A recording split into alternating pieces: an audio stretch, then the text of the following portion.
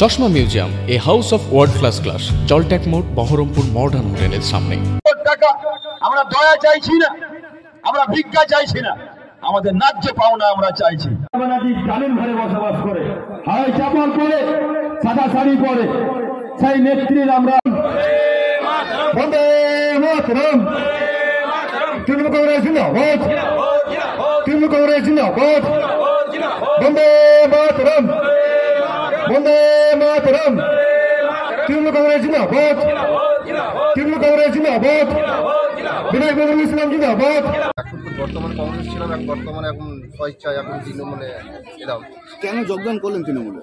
কেন করলাম, যেহেতু পাড়ার কিছু বুথের কোনো মানুষের হেল্প করতে পারছি না, 2000 টাকার জিনিস চাইছি সেটাও করে দিচ্ছেন, প্রধান সাহেব দিচ্ছে না।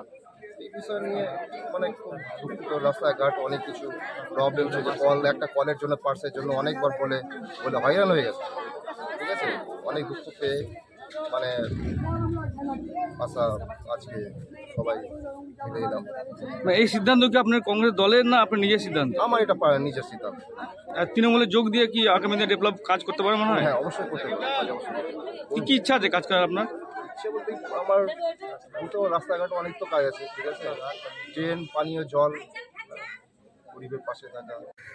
লোকজনা তার উদ্দেশ্য হচ্ছে যে আজ 6 মাস হয়ে গেল, এখন পর্যন্ত বর্ষাকাল গেল, কোনো তিরপাল, ব্লিচিং, টিউবওয়েলের মাল এসব কোনো কিছু কিনতে পারিনি। আবার এইসব কেনার ব্যাপারে আমরা আলোচনা করি, তো প্রধান আমাদেরকে যে সমর্থনে যেটা বডি তৈরি করেছিলাম, কাউকে নিয়ে কোনো আলাপ আলোচনা মেলে কিছু করছে না। ও বলছে আমি এখানকার বস, আমি যেটা করবো সেটাই, যখন মন তখন কিনবো। রাস্তাঘাটের ব্যাপারে বলি আমরা রাস্তাঘাট করতে হবে, কোনো জায়গায় এমার্জেন্সি ছাই ফেলতে হবে, ওইগুলো কোনো কিছু আমাকে শোনা হবে না, আমি যখন ইচ্ছে হবে তখন করব। এই হচ্ছে ওর কথা, ওই জন্য ওর সমর্থন থেকে আমরা উঠে গেলাম। উদ্দেশ্য ছিল যে বেনিয়াগ্রাম অঞ্চলের 2জন সিপিএম এবং 2জন কংগ্রেসের মেম্বার তারা আজকে আমাদের দলে যোগদান করলো, এবং একজন কংগ্রেসেরই প্রতিদ্বন্দ্বী ছিল, 2 ভোটে হেরেছিল, সেও আজকে আমাদের তৃণমূল কংগ্রেসে মমতা ব্যানার্জির উন্নয়নে সামিল হওয়ার জন্য তারা যোগদান করলো।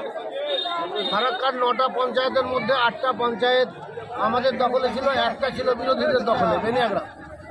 এবং 6 মাস হয়ে গেল পঞ্চায়েত গঠন হওয়া, এক মাটি এক কোথাও ইটও কোথাও পড়েনি, আর একটা ইটও কোথাও গাছে। 6 মাসে 10 পয়সার কাজও বেনিয়াগ্রাম অঞ্চল করতে পারেনি। সিপিএম, কংগ্রেস, বিজেপির অশুভ জোট মিলে যে পঞ্চায়েত তৈরি করেছিল, আজকে সেই পঞ্চায়েত সংখ্যালঘু হয়ে পড়ল। আমাদের 13টা মেম্বার ছিল, আজকে যোগদান করলো 4টা, অর্থাৎ আমাদের 17টা মেম্বার হলো, এবং বিরোধীদের 13টা মেম্বার রয়েছে। কাজে সরকার পক্ষে যারা, তাদের 13টা মেম্বার রয়েছে। কাজে তারা সংখ্যালঘু হয়ে পড়েছে। এবার আইনি পথে আমাদের যেভাবে পঞ্চায়েত গঠন করা দরকার আমরা সেভাবে করব। 4জন যে যোগদান করলো তারা কি রানিং মেম্বার? রানিং মেম্বার, 2জন সিপিএম, 2জন নাম কি?